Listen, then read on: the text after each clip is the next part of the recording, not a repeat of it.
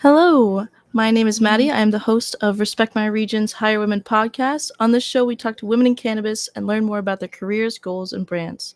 Today on the show, we have Marianne Cursetjee, a cannabis owner with many years of experience in cannabis investing and digital marketing. Hi, Marianne. How are you today?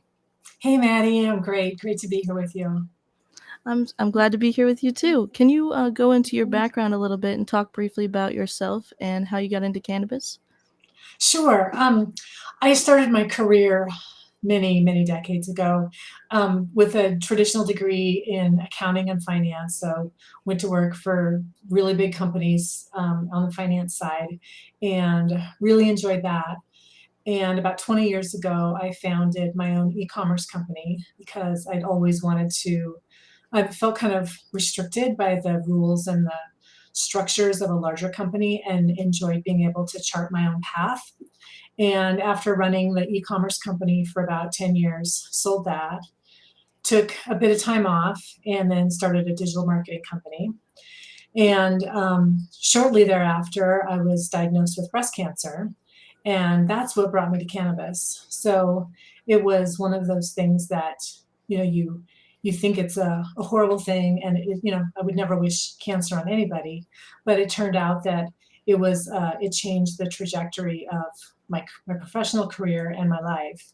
And after going through treatment, or while I was in the middle of chemo and radiation, a friend gave me some cannabis and said, "Hey, you should try this." Because I mean, I didn't come from the cannabis culture or the background or anything. And I was just completely amazed by how well it worked, how good it made me feel, and how much easier it made going through, a horrible time in your life. And at that point, we decided to purchase some property, start a farm, start a business, and we did that in 2016. Here we are, 2022, and we've built one of the top brands in Oregon. So we grow indoor flower, it's top quality, and have built a reputation for always doing the best and trying to do the right things. Perfect. And of course, quality is of the utmost importance. How do you make sure that quality and integrity is upheld at your company? It takes a lot of work. There's kind of two separate things. One is the quality in terms of our ethics and our morals and how we treat people. So we treat our employees and our vendors and our customers. We try to always treat them with respect.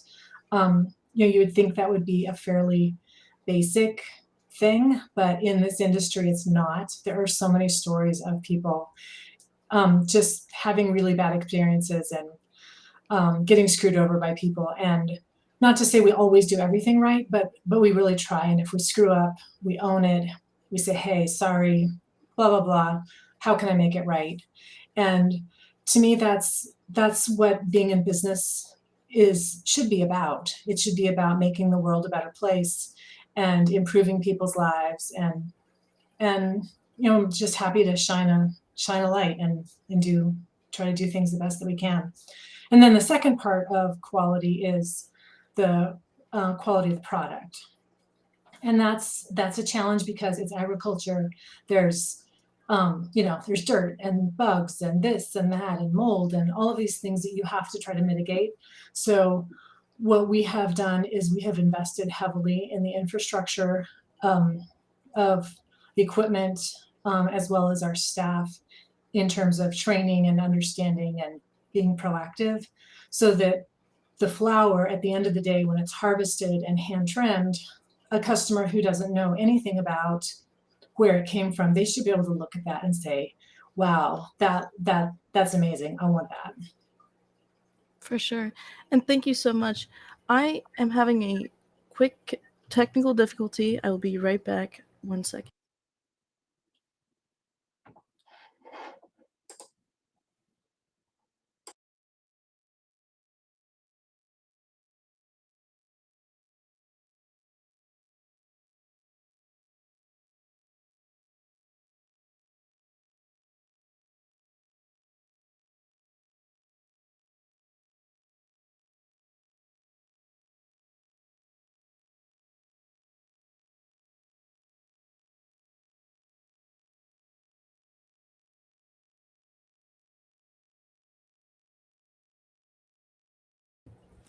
Sorry about that. I am back. No Oh my problem. gosh. My laptop was about to die and we were about to lose the stream, so I was like, I gotta rush. I gotta Yep, figure it out. that's Whew, the way life goes. No problem at all. for real. So back to you. So that was awesome that you said that. What was the biggest challenge of coming into cannabis as, coming freshly off of cancer and getting into this industry? You had a little bit of knowledge or a lot of actually knowledge of the e-commerce industry, but was there a challenge going into this industry in Oregon? There's tons of challenges. This has got to be the hardest thing I've ever done. Um, but I think the way it works, at least for me, from my experience, is at the beginning, we didn't know what we didn't know. And if we would have known all the challenges that we would have faced and all the problems we would have had, it might have been too scary to start. So that's always my advice when I mentor people who have an idea or want to start a business. Like, you know what, just start, because you can't plan everything out, you can't know everything. um, Being flexible and being able to adapt, you've got to be able to do that, because you just can't know what's coming down the pike. I mean, some specific examples that we've faced, we've had genetics that are unstable, so we've had to lose a whole entire crop. And it's so painful to cut out plant after plant after plant and just have to throw them away because they're not viable. And it was the right choice, but it still hurts. Um, Other, issues with employees and issues with agriculture and with, vendors not paying on time. Um, Customers not paying on time.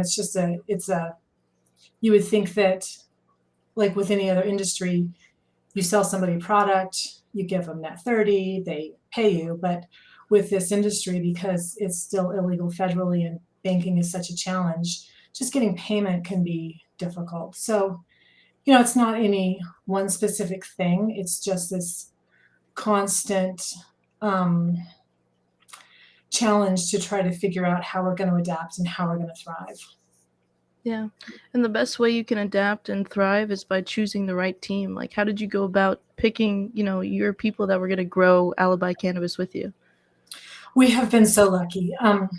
My co-founder and I, we met through a mutual friend a number of years ago, and um, without him, we wouldn't have a business. He handles all the sales side, and after working so closely together for so many years, we have this trust that we build up. Um, it's there's some people who you just feel like you have to manage, or you can't really quite trust them to do their job. But our relation, nobody on our team is like that. Everybody, they have a job. We stay in our lane. You do what you say you're going to do. And um, so I try to foster an environment where people know what the expectations are, and we're clear about that, and just let them go with it. And um, let them thrive, let them come up with their own way of doing things. And it's worked. That's beautiful.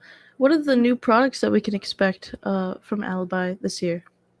I'm so excited about the things we have coming down the pike. We've been working on a line of joints. Feels like forever. I've been working on trying to get the packaging just right. And just when I had an example of having to be flexible and adapt, the state of Oregon, for the longest time, had some rules about child-resistant packaging. Mm. And so we started developing our packaging with those rules in mind, because we wanted to have child-resistant packaging, so it would be compliant, make it easier for the shops. But then the state decided to change their rules on January 1st to not require child-resistant packaging. So right when we were finishing the design and we were like, okay, we're ready to go, then found out about the rule change and had to quickly adapt and said, okay, never mind, we're not doing that. Let's start over. So I'm going to do that. We've just approved the packaging this week. We should get it in a couple of weeks. And I'm really excited about this line of joints. We have collaborated with an artist in California and purchased an NFT. And that's what we're using for the cover of the joints. And it's this beautiful artwork of this really sexy woman. And anyway, I just can't wait for it to be out on the market for people to see it. I'm so excited too. How did you guys get into the idea of adding an NFT to the idea? So I am certainly not an expert in crypto or blockchain. It's kind of, I can talk a few words, but I don't have a deep understanding of it. But my business partner does. And this artist that we had collaborated with, we met maybe a year and a half ago through a Women in Cannabis networking event. And she works with some amazing artists, and we just came to an agreement, said, hey, I love your artwork. Let's license it for our products. And then when she came out with this NFT, the minute I saw it, I'm like, we have to have that. That is so beautiful. And so we purchased it, and we're still trying to figure out how best to use the NFT because it is such a new concept and new thing. But we'll figure that out.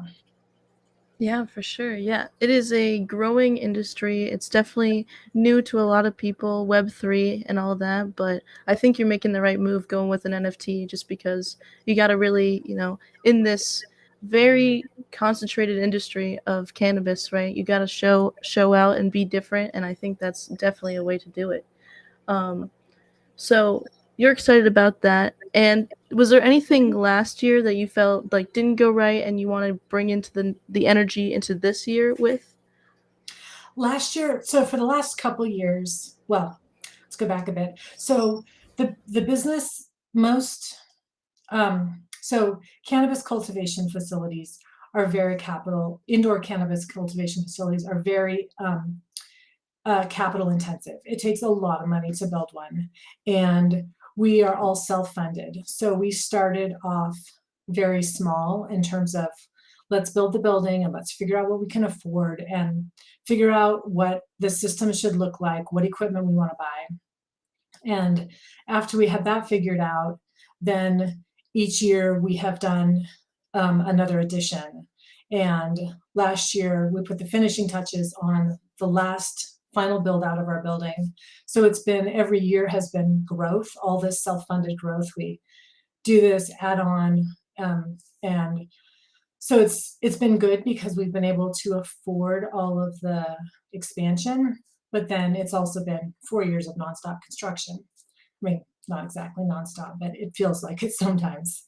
So 2021 was the final putting the last little bits of that all together. And then this year is going to be our year to finally just relax in the space, continue to focus on quality, get the yields up, build our brand, get some other innovative products out in the market, and focus on the marketing and sales side. I can't hear you. Sorry. You just said that you're going to stay in and finally grow it out, but I was going to ask, do you have any plans on leaving Oregon, or do you think you'll just put your roots in and kind of grow out in That's Oregon? a great question. We have talked about both. So everything's on the table for now, because we already have a really good foothold in Oregon. I want to make sure that we don't, kind of an expression I like is, get over our skis and get too far, expanding too quickly, because I've seen so many businesses that you have all these great dreams and great ideas, but if you don't have the foundation right, you just end up expanding further faster than you can support yourself, and it just ends up not working. So I don't want that to happen to us. So we certainly have an eye on expansion. What exactly that looks like, it's a little too early to tell, but yeah, I mean, the sky's the limit, and there's so many opportunities. Some other companies here in Oregon are already expanding up to Oklahoma and Massachusetts, and so there's some really exciting states coming on board. That's beautiful. And you have a lot of experience. I wanted to touch on just more about how in the cannabis business program you developed for LAM College, like what went into developing the coursework for that and how did Alibi help you with that? Yeah, I'm actually still in the middle right now of developing the course. Was fortunate enough to be asked to teach both a class at the bachelor's level and then also a class at the master's level. So LIM College has both of those programs on the business of cannabis, which is super exciting. And I'm just so thrilled to be part of it. So my specific class is about compliance and how you do run a business and be compliant. And in the highly regulated space of cannabis, there's so many things that you need to consider in order to stay compliant. And so I'm drawing on my knowledge running Alibi, and then also my 30 years of business experience, and putting all of that together to create the coursework. In the first class, I believe it's going to be taught this fall, so I'm super excited about that. That's dope.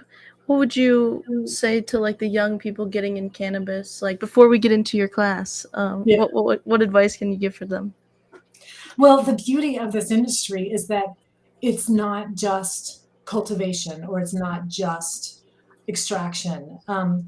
Every skill that you would traditionally go to school for is needed in cannabis, whether that is accounting, law, digital marketing,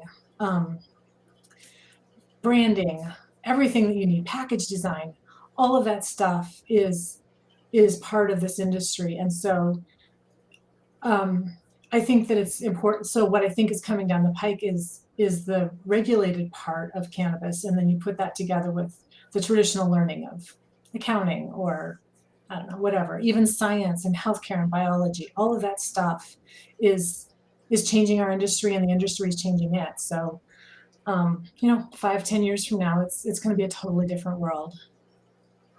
For sure. I'm excited to be a part of this world in cannabis. You know, growing up, it definitely still has a stigma, you know what I mean? But hopefully we can show, you know, my generation, the next generation, like what it means to be really taking this plant and putting it in the right hands, in the right business sense, so that people can really get the most out of this as they can. When you first had cancer, like, and you saw all the money that went into, you know what I mean, having to treat your disease, how did that feel looking at that and then seeing cannabis as like a necessary alternative? It was such an odd time of life, but I remember. So one of the things about going through cancer treatment, at least my experience, was you have the main drugs that are given to you as chemotherapy, and those are essentially poison. So um, the hope is that it poisons the cancer, and then your body is left strong enough to still survive. But there is still part of you that is, I mean, it's poison, so it weakens you and it kills part of you. And I mean, even now, 6 years later, there's still residual effects in my body from that. But what happens then, because of the poison, is you have to take so many different, there's so many side effects. So like there's a side effects like that you have to use steroids for, like anti-rejection meds. So you have to take steroids so that your body actually accepts the chemo. And then the steroids do have other negative impacts on your body, like they make you constipated. So then you have to take meds for that. And then that Right. causes you to do this, and you have to take meds for that. So it's a lot of side effect management as opposed to things that are actually helping you and, doing good. So what cannabis did for me is it allowed me to get rid of all of those extra medications and those pharmaceuticals that were side effect management. So all the nausea and all of those kinds of things, I was able to completely eliminate all those pharmaceuticals and just take weed, which I'm like, heck yeah. Yeah, for real. And, you know, growing up, did you ever think that you'd be doing this? What were your, like, when I grow up, I'm going to be this, and then here we are now? Did you see that for yourself? Yeah, not even anywhere near close. I grew up a really conservative Christian, and went to a church school my whole life. Elementary school, high school, and college were all church schools. Um, Fairly conservative, and when you're in that environment, it's um, the expectations are just that you follow that structure that they give you, and the idea of thinking outside the box isn't really encouraged, because here's the right way to live, and here's what you Yep. should do to be successful. But the older I've gotten, I realized, you know what, that works for a lot of people, and I would never take that away from somebody for whom that's meaningful and adds value to their life. But for me, I'm feel more drawn to finding better ways to live and better and ways to be a better person, but not without all the rules. For So sure. so I think for me, cannabis is part of that. It helps, you know, people. There was this survey recently on LinkedIn about which words do we consider cannabis? Do you consider it medical or recreational or adult use? And, you know, there's people will debate this day in and day out. But for me, um, all use is medical, because if it makes you feel better, if it makes you happy, if it makes your relationships better, if it makes your life better, that's what medicine is, right? Is helping you live your best life. And for a lot of people, that includes cannabis. And um, I think it's awesome to be part of this relatively new young industry, and yeah, taking the world over. For real, you really are. Like you've done so much in your years, and you're definitely making the world a better place. I believe so. I think cannabis, like you said, has the ability to make us happy, and like that's what a great medicine to have. And you're like you can just kind of, you know what I mean, and make it happen. It's just such a beautiful thing to be a part of. Um, so when you look at your company for the next like or no, when you look at yourself for the next 10 years, do you see yourself just staying more in this cannabis lane full time, or, do you see another pivot point for you in the future? Um, it's so hard to know for sure where life is going to take you. You know, like we said, I had no idea I was going to end up here. Um, but the things that I've learned, and I think the value that I can add in the cannabis industry, there still is so much. So I'm really excited about, sticking with that and with this industry. The other thing I'm really excited about, and here in Oregon we have the prospects, is psychedelics. So at some point, psychedelic mushrooms are going to be more readily available, and I to me, that's kind of the same trajectory as cannabis. It's not like so much of a consumer product and CPG kind of retail product, but in terms of life-changing ability. So I think it's there. I'm excited to, possibly, who knows where the world, where we're going to end up, but I'm excited about that. Yeah. If it were to be illegal, do you think you could put that as a part of your business, or would it be like a separate part, like a separate business if you ever were to be interested? Well, in Oregon, it's legalized, so they're working on the framework right Oh, now, and we're going to be able to apply for licenses first part of next year. And so there's already people setting up businesses and trying to figure out how to make it happen. And I have ideas about that, but it's a little too early yet. But we talk about it next year, I'll bet there'll be a different answer. for sure. That's super exciting. Yeah. Yeah, with the cannabis industry, like in Oregon, how so it's completely legal there. Like, what's the scene like for people? Because I'm in a completely medical state, and we just have like dispensaries here and there. I think we have like over 10 different types in the state. But with recreational and medical being in your state, like, does it look? I don't know. I don't know how to describe it. Like, how different is it? Being in a recreational medical state. I think it's huge. We were in Texas last year for spring break, and I could not tell you how different it felt. Just I was trying to get some CBD. I couldn't even find CBD that I want. I mean, I know cannabis is illegal there. I was like, oh, come on, I've got to be able to find something. I couldn't. But Oregon, because it has been legal so long, the whole West Coast is very different from the East Coast in terms of the how mature the market is. And so, how there's like a Starbucks on every corner. Well, same here. Yes. There's a dispensary on every corner, and Mm. there's there's good ones. There's not so good ones. There's ones with great variety. There's ones with not. But there's so much good weed available in Oregon that it really is. We're really spoiled here. From a cultivator standpoint, it's the most challenging market in the US, I think, because there is so much good stuff that prices are the lowest in the US. Like if you look at wholesale prices, ours are the lowest anywhere. So it's really Wow. hard to make money. You have to be really on your game. There's no um, extra space in the pricing to just kind of make a big mistake. If you make a big mistake, you're losing money. It's not like there's lots of extra room. But what that does is it's kind of baptism by fire. If you make it, that means you've got it. And if you can't make it, well, that's the way things go. So we've been fortunate enough that we've survived and we're thriving. But from a consumer standpoint, there are just so many good choices, and there's so many great things. Whether it's edibles, there's the gummies and caramels and all that stuff that's available in most states, as well as just the top quality flower.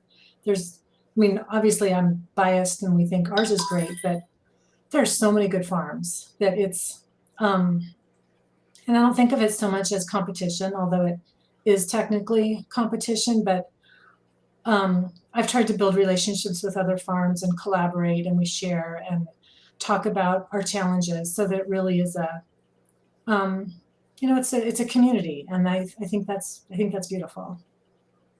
That's awesome. And so there's like a lot of big cannabis tycoons around in the space. How do you differentiate your business when you first looked around, where you're like, there's something missing and Alibi can do it? What was the secret sauce? There are several things that we do better. We really try to have a personal relationship with the dispensaries. So um, having uh, the dispensaries and the bud tenders know the farm, understand it's a woman-owned business, understand that we try to do the best. They can count on our quality, count on. I mean, we harvest every month. It's like Groundhog Day over and over and over. So being reliable and having that personal relationship. If somebody has a question, they can call us up. Can talk to one of the owners, and we're accessible. And it's not that it's just some big corporation where you have no idea. And I think that's important, because cannabis should draw us together. And um, Oregon being such a relatively small market compared to Florida and California and Michigan and whatever, we have that ability. And then also our branding is really, um, like I said, we're working on that in 2022, but it's just top notch, and we have some of these beautiful images that resonate with people, and and they're beautiful artwork. So that's another way for us to stand out. Cool. Do you guys actually go into making your own strains, or do you typically go off of like other strain parenthoods? Yeah, Oregon has really specific rules about how you can bring in genetics. So Mm, fortunately this year they have, starting in January, started, just recently they've changed the rules on what genetics you can bring in and how you do it. So that has opened up some more flexibility in terms of what is available to us and how we can bring things into the regulated market. But um, so we do have a few things that we have coming along, but in a production facility, it's really risky to do pure R&D, because of you could have male plants, and then if you have a male plant that gets pollen everywhere, your whole entire building's ruined. And that's not a risk I'm willing to take. There's enough risks already without creating more problems for ourselves. for sure. For sure.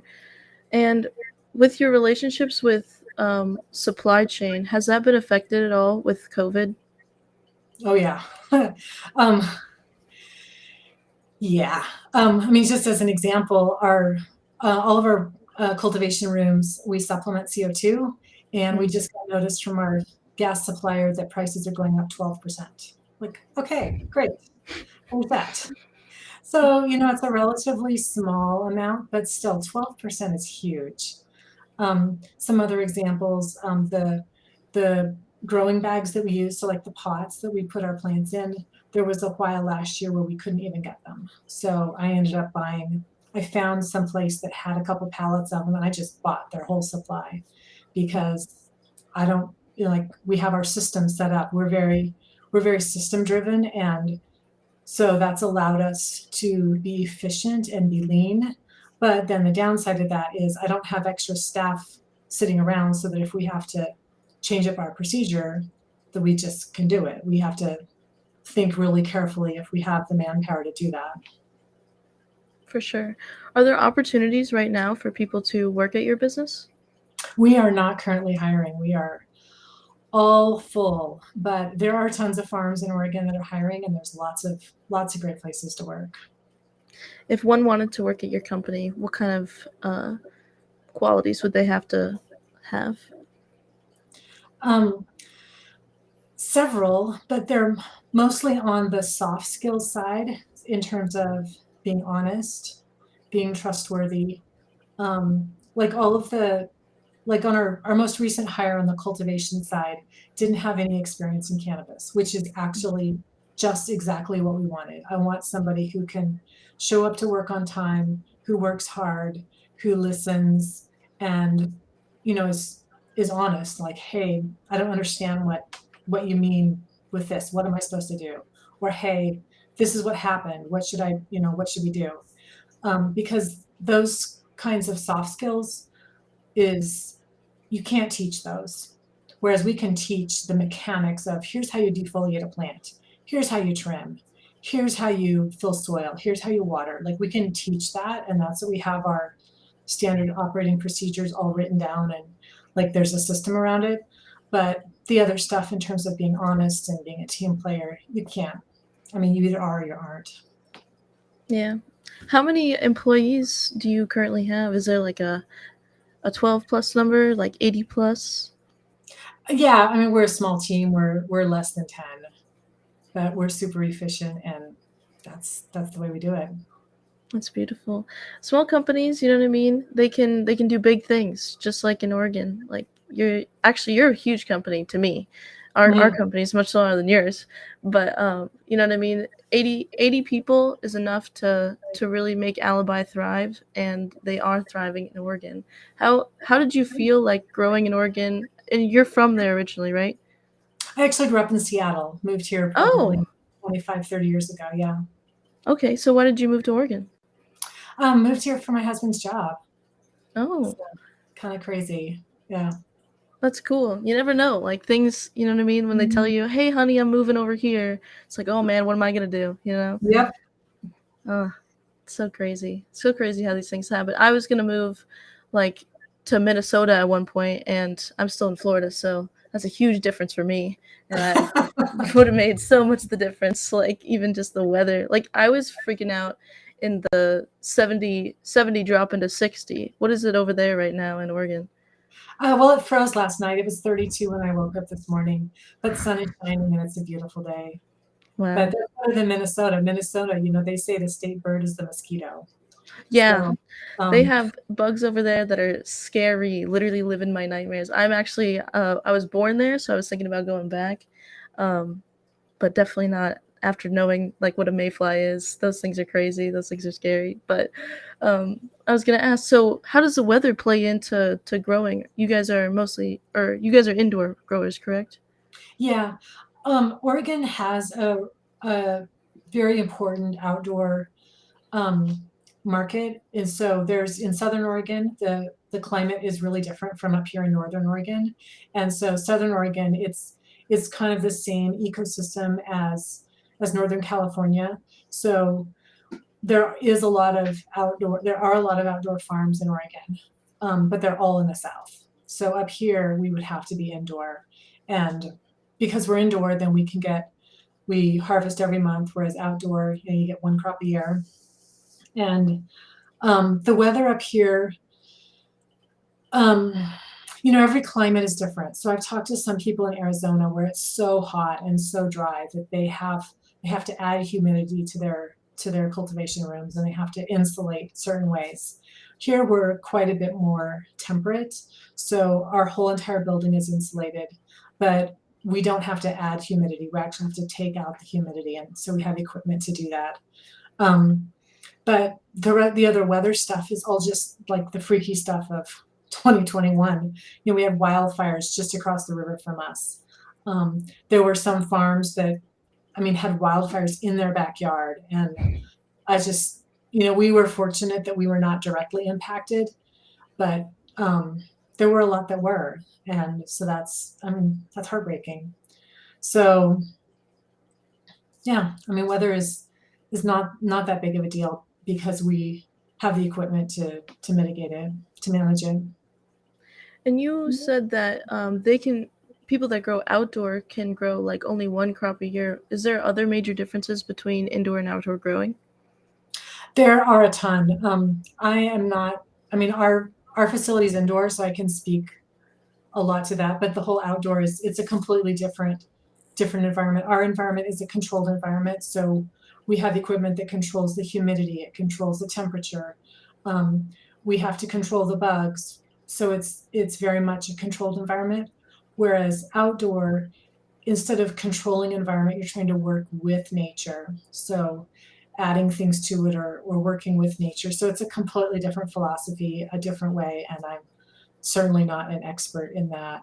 Um, so you get, these huge giant trees of weed, which are beautiful.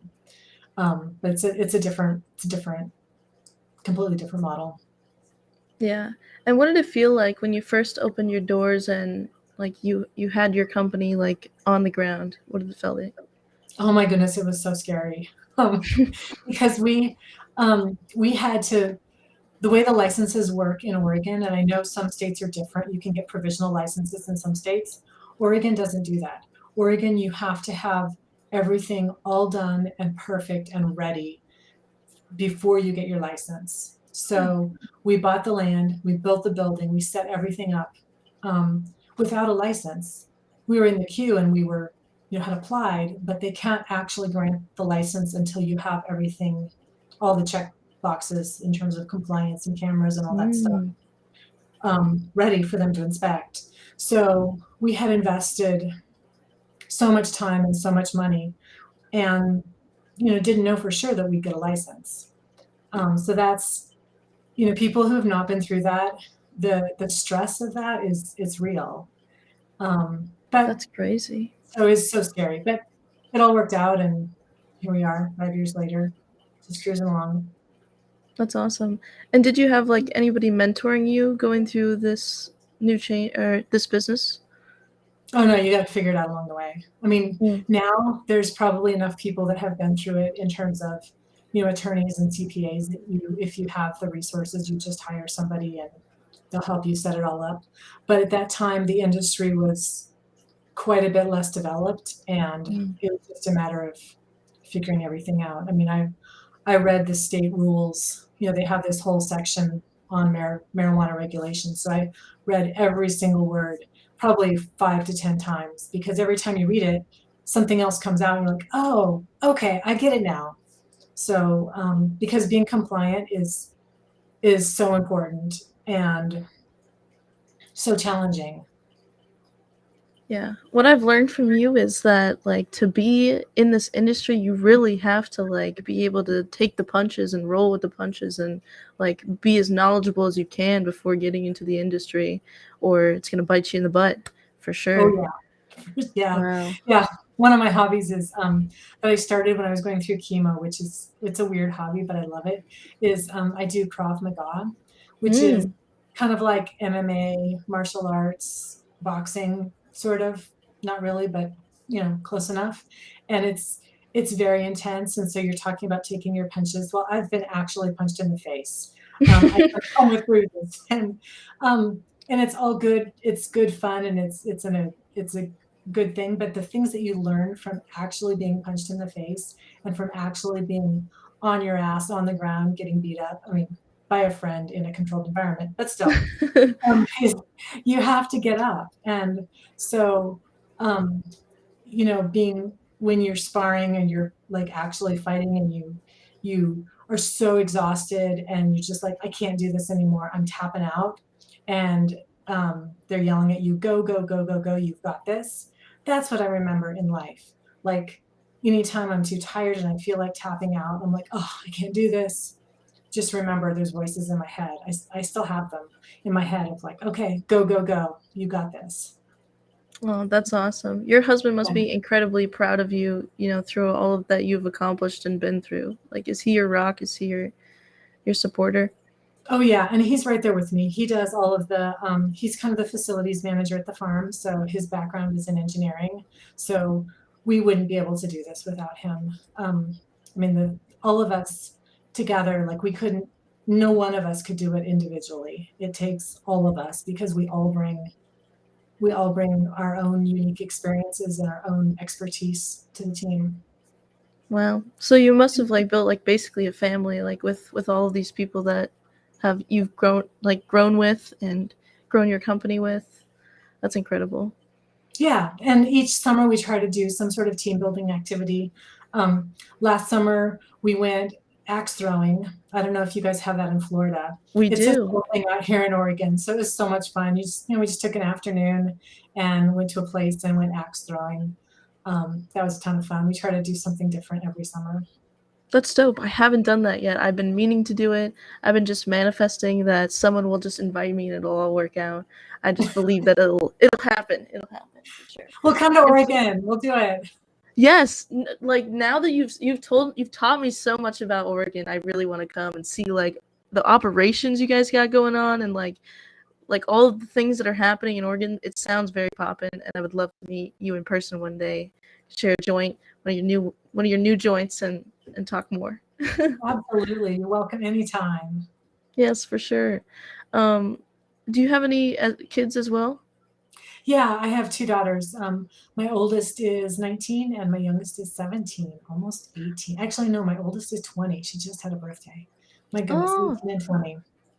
do you see them going into the cannabis industry as well? Um, you never know. Um, I actually really wish that Oregon would change their rules because they're not allowed to be on the farm, but there's so Really? many, yeah, not, you have to be 21 to even be on the Oh, premises, which totally sucks. Washington changed their rules during COVID because it was such a problem when kids were not in school and then parents, you have to go to work and what do you do with your kids? Um, but uh, if Oregon would change their rules to just allow kids on the farm, I mean, there's so many good, important things to learn, whether it's running plumbing, checking out electrical stuff, cleaning up, mopping, sweeping, all these things that would be good jobs for kids. But unfortunately, we can't do that. But you never know what the yeah. future holds for them. I hope that the destigmatization like leads to more being understood about cannabis because I think that like a lot of people are just clouded by what they've heard or what they've known without really like diving deep into the help that it does rather than, putting people in jail. It's like, well, put people in jail because of the rules, you know what I mean? If we look back at the rules, like they didn't really help those people and they could have been today they could have been successful business people doing their things, and we still have people in jail for cultivating or being a part of that market as well. But you never know, like 5 years, so much happens in 5 years. it's Yep, it's for really sure. crazy. Does cannabis have any social justice initiatives or any kind of charities attached to the business? Um, what we do is, so first of all, the kind of in Oregon, the regulations are, there was a ballot measure last year that didn't pass, and then they're putting it on back on this year to try to create some licenses, some social equity licenses. So I'm hoping that that passes because there certainly should be room for everybody. Oregon is not, well, currently is not a limited license state like some states. Some states it costs what, $100,000 just to get a license, but Oregon initially had unlimited licenses, so it was theoretically open to anybody. Hmm. The licenses are relatively inexpensive, a few $1,000s. So I think that created, the way that it was designed was to be an open market. It didn't quite work out that way because of the federal regulations, but Oregon has always been open. And so, at least for people to create businesses. So I think that we're a little bit more advanced than some of these other states where the licenses are limited and they're only available to just a few people. What we do as a business is we try to encourage all of our employees to support a charity that they connect with. So like myself personally, I've been on the board and I support for a long time a child abuse intervention center.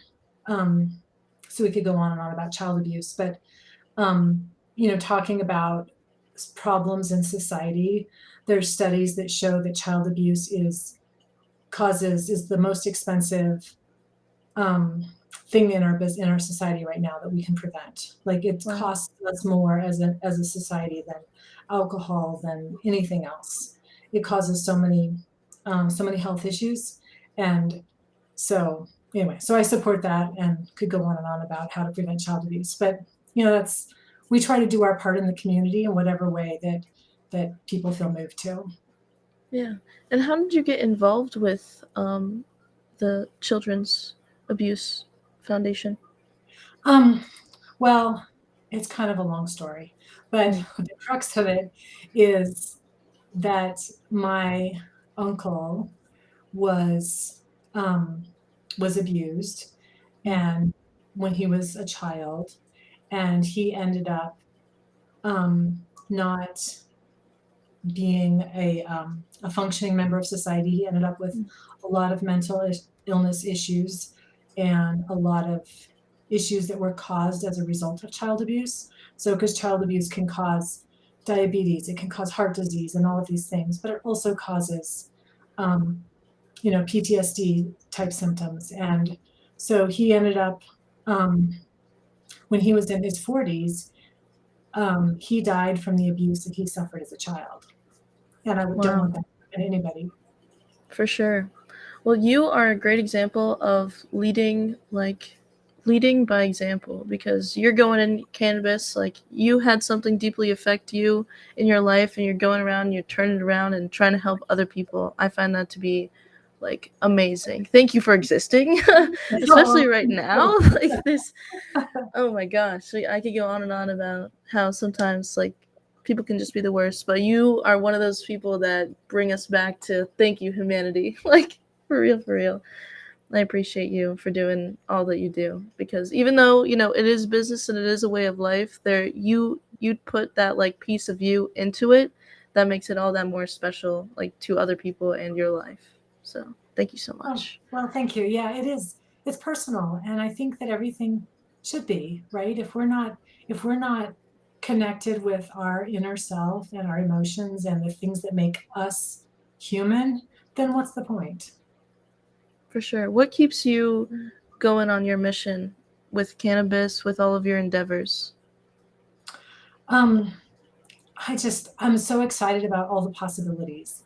Like there's just so many things that we can that the world can be better, and just kind of play a little part. And I'm fortunate enough to be in a position where we can make a difference. At least we try to. And so just yeah, happy to play my part. That's awesome. Do you see a future in full legalization of cannabis? I do, but I think it's going to take longer than we all want. My prediction a couple years ago was that Biden would do it on his way out. So we got a couple more years. I don't know whether I'm right or not. Everybody has their best guess, but that was kind of my sense, and I think that that's the earliest it would happen. And if that doesn't happen, then it's still a couple years past that, which is unfortunate and it sucks. But hopefully, some other regulations will come along in the meantime to at least ease some of the growing pains. Yeah, hopefully we can make it happen soon. But I'm excited about legalization in other parts. Like Thailand just legalized home grows. A couple of countries in Europe are legalizing. So the world is changing, and so who knows?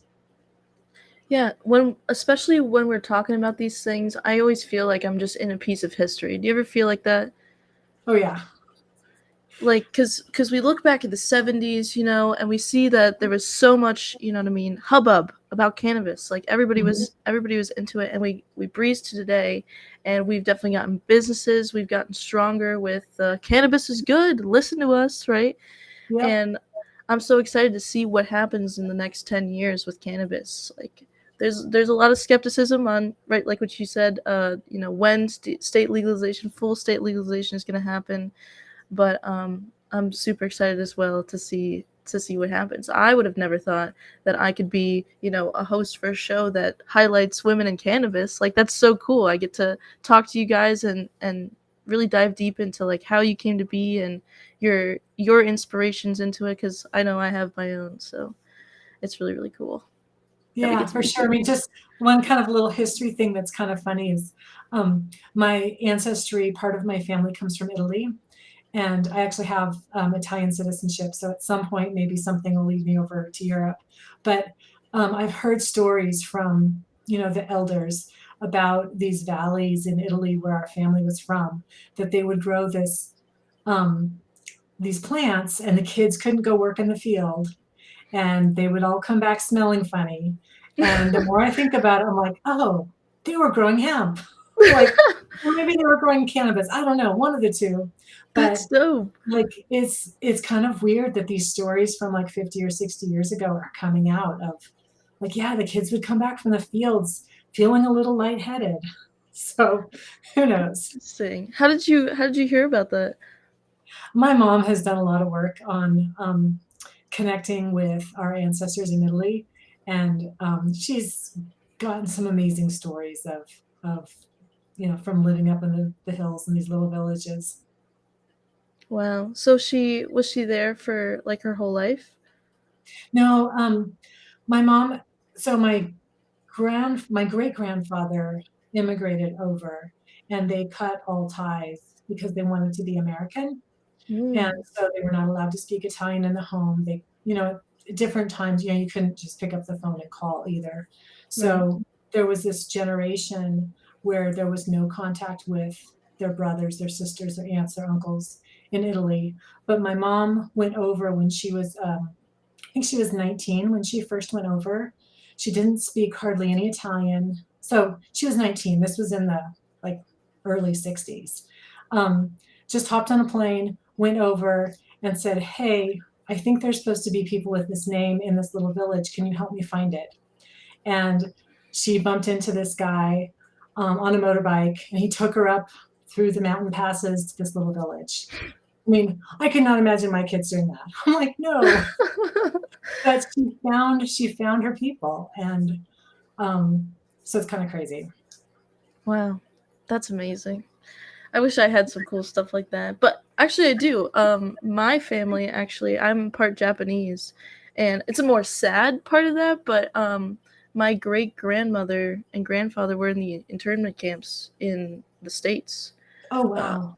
yeah, I did. They were showing me like pictures of my like great great great grandparents, like all sitting together, and I was like, that's crazy. It's literally like we're reading about these things in history books, and it's like part of our blood, part of our lives, you know what I mean? Yeah, And so bringing us back to like the history point, it's like, yeah, how can we not feel like we're a part of history, like all these days where we're in this industry that's like newish. It's like new in the terms of like how it is today, but yeah, it's been there, you know what I mean? It has its own history, and we're just adding to it. So for I sure. find that Have so you cool. visited the internment camps here in the US? No, I have been to Japan though. That was really cool. We got to see like the more traditional side of it as well as like the new age side of it. And I've also been to like Pearl Harbor and stuff like that.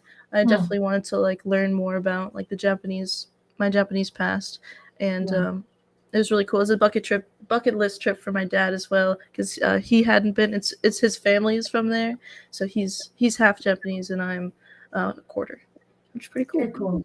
Yeah, we Yeah. visited the internment camp. There's one, if you go from Vegas and you go west through Death Valley, on the other side of Death Valley, there's an Mm. internment camp there that we visited a couple years ago. It was it was really, really interesting, really well done to really understand the history. And, it's like you just never again, like Yeah. humans should not be treated that way. Yeah. It's crazy, like, how much the world has changed, and we were born, some years like after, or like things happen, and you just look back and be like, wow, it really hasn't been that long. You know what I mean? So much progress happens in a year, in 10 years, and in 30 years. But I don't know. I'm just excited. I look back at history and I'm just like, wow. Like, it's crazy that we're here and that we can connect. Like, you're in Oregon, I'm in Florida. You know what I mean? Like, this even being possible is momentous and historic, I think. You know what I mean? So just bashing in the history. Well, Exactly. yeah, but I'm so excited to have met you and learned about Alibi Cannabis.